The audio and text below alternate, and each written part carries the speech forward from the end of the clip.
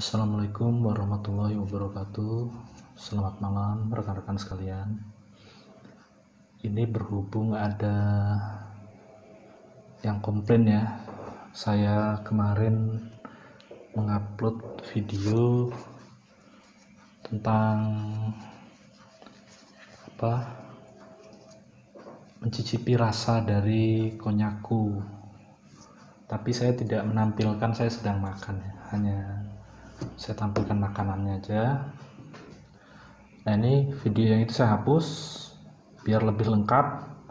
Saya tampilkan saya sambil mencicipinya, makanan olahan dari ubi porang. Kemudian sekaligus saya buat berbagai macam menu. Ini saya buat mie goreng, kemudian konnyaku pakai bumbu pecel, kemudian konnyaku pakai sambal kecap.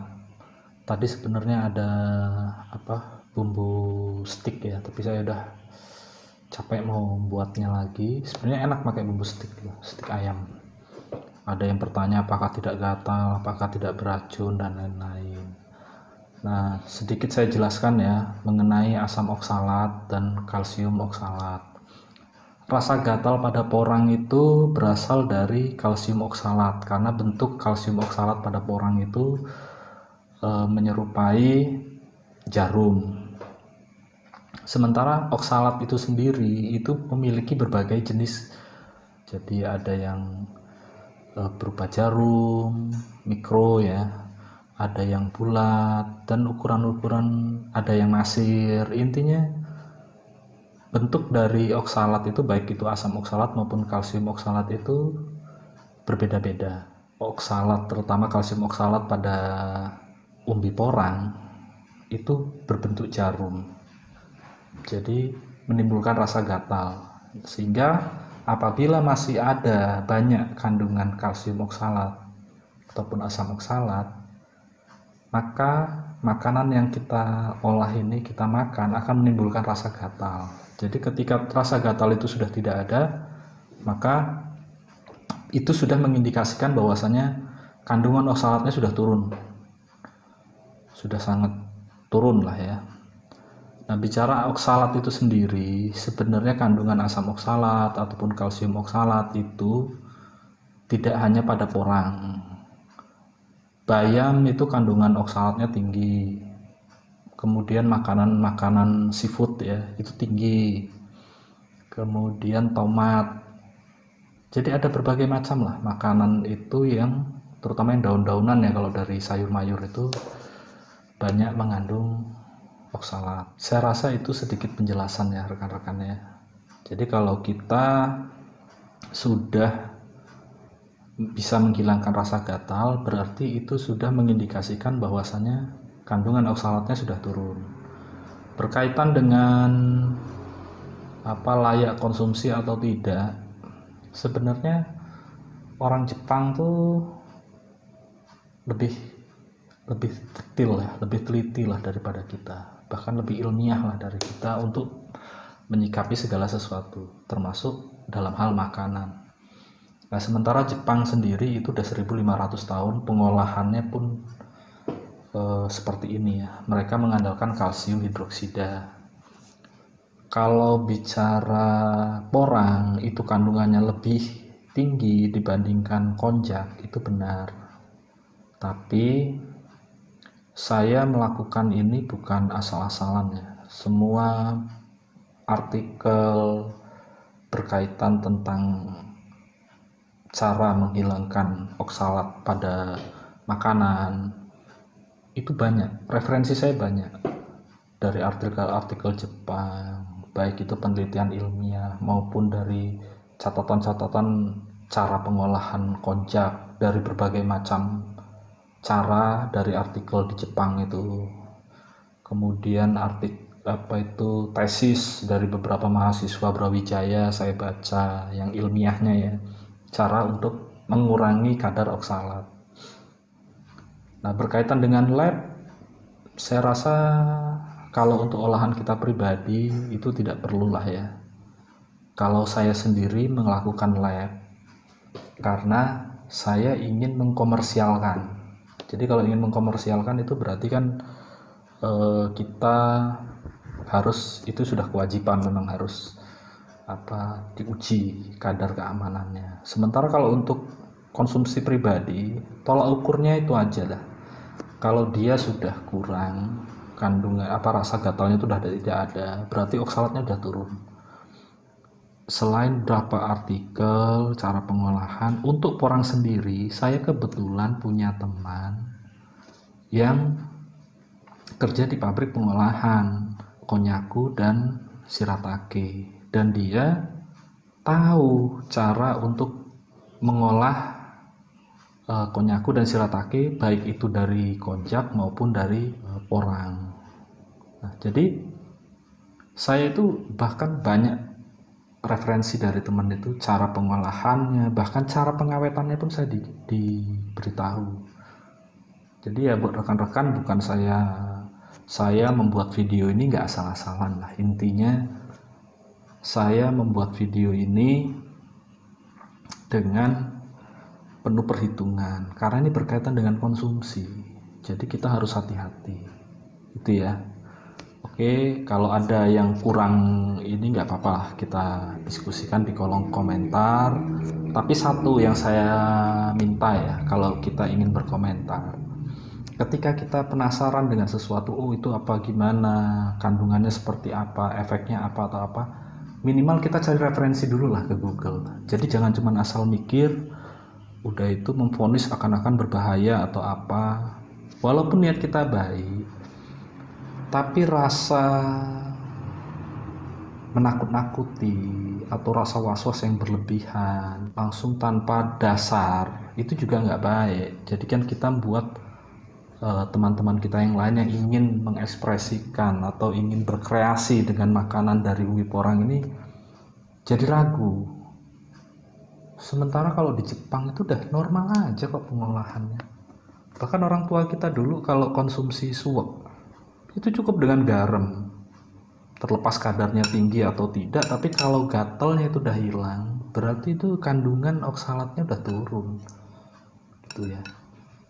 Jadi saya rasa itu kita lanjut ke mencicipi makanannya. Nah, sebelum saya mencicipi ini, saya tampilkan video cara pengolahannya.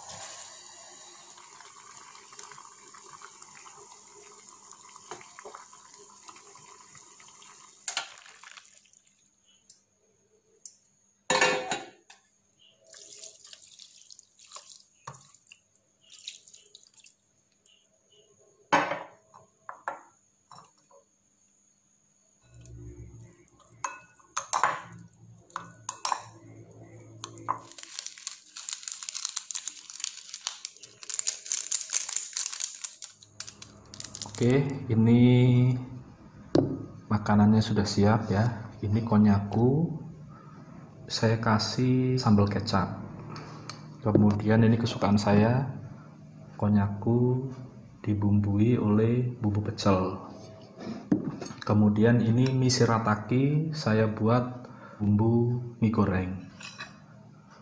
Nah, kelebihan mie shirataki itu saya nggak khawatir dia akan benyek, karena kita tinggal lama gini nggak masalah, kita tinggal seharian pun nggak bakal benyek. Jadi saya nggak terlalu khawatir harus cepat-cepat mengkonsumsinya, karena memang dia nggak akan benyek, nggak berubah teksturnya. Oke, saya cicipi yang mie dulu ya. Ini mie shirataki. Ini saya cicip ya.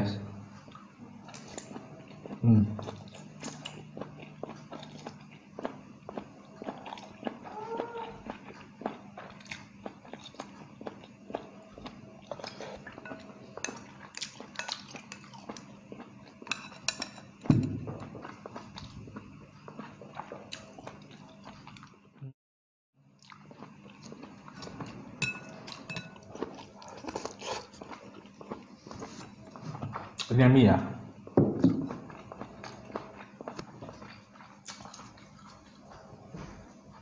Hebatnya itu tekstur mie-nya itu masih seperti baru, hangat gitu. Jadi kenyalnya itu nggak berkurang sama sekali. Lalu bisa coba yang ini, saya belum pernah coba ini kalau yang pakai bumbu sambal kecap ya. Ini yang sambal kecap yang biasanya kita makan tahu, untuk makan tahu goreng itu, tahu kuning itu. Ini saya coba di konnyaku.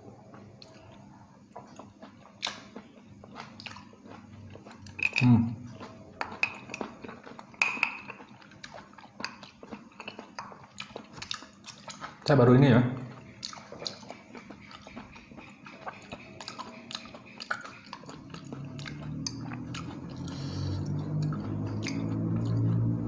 Dan ternyata cocok aja. Ya kalau kita sudah terbiasa dengan tahu, ya jelas ada perbedaan sedikit lah. Perbedaan dalam artian, karena tahu itu kan ada aromanya, dan dari teksturnya beda lah. Cuman kalau untuk dibilang ini enak enggak, ya bisa dibilang enak. Walaupun kalau dibandingkan tahu saya lebih suka tahu lah. Tapi bukan berarti ini nggak enak, ini enak.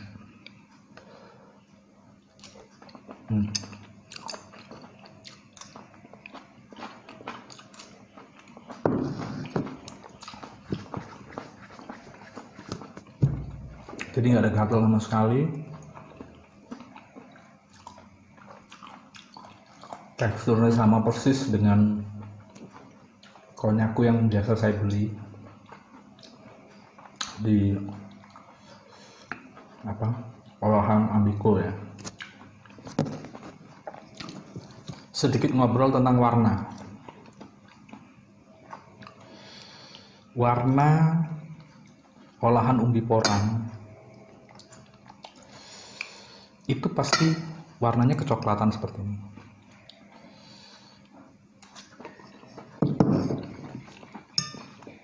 Karena memang warna dasar umbinya juga udah kuning. Nah, tapi kalau di Jepang sendiri terbagi dari dua daerah ya. Jadi ada dua daerah yang punya kefanatikan masing-masing. Jadi mereka daerah tertentu itu menyukai konnyaku yang putih. Sementara daerah yang lainnya lebih menyukai konnyaku yang berwarna kecoklatan. Konjac pun itu bisa dibuat warnanya kecoklatan seperti ini. Yaitu cara pengolahannya, dia tidak menghilangkan kulitnya, hanya dibersihkan dan kulit ikut diolah. Itu akan membuat warna kecoklatan, serta ditambah dengan rumput laut. Saya pun akan eksperimen nantinya. Ke depan ini akan saya buat campuran rumput laut, mungkin agak jadi gurih. Saya nggak tahu, tapi nanti bisa dicoba.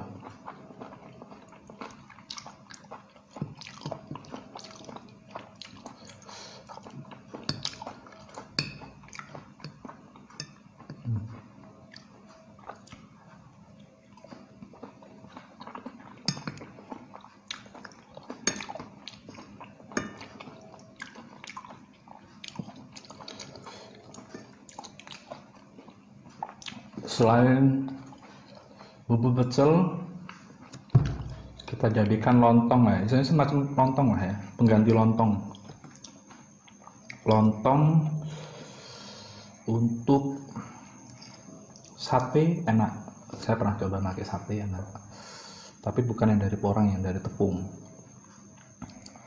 Dan saya rasa nggak jauh beda, sama teksturnya sama, rasanya sama.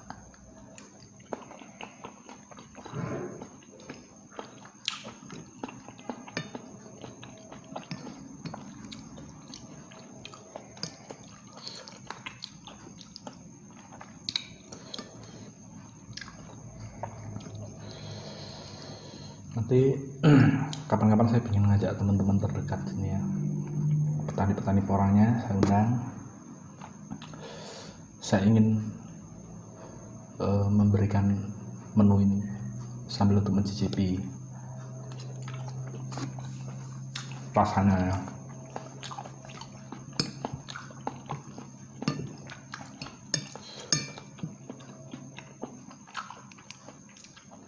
Kalau dibandingkan rasa sambal kecap dengan bumbu pecel, saya suka yang bumbu pecel, karena sensasi yang ditimbulkan itu seperti makan gendar, karena saya dulu suka gendar itu ya. Cuma dilarang karena dulu pembuatan gendar itu menggunakan bleng, sementara bleng itu itu mengandung formalin. Jadi hanya lama-lama pembuatan gendar itu terhentilah, udah nggak ada lagi ininya. Hampir nggak pernah saya temukan lagi lah gendar itu. Padahal enak itu kalau dibuat pecel. Kalau ini memang betul ya.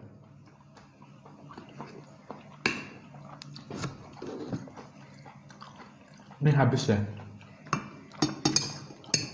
benar-benar habis.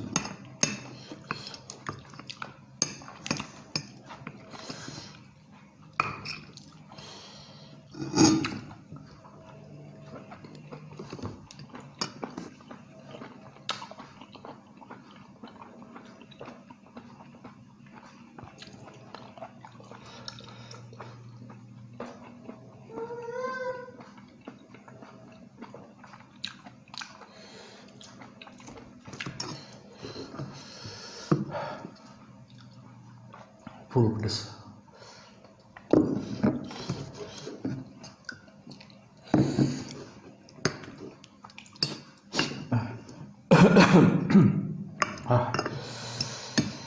Gila pedasnya coy. Oke.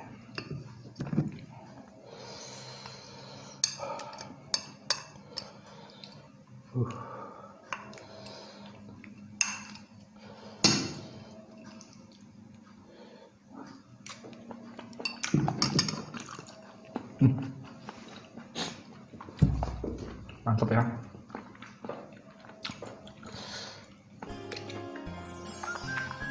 Saya rasa itu saja dulu.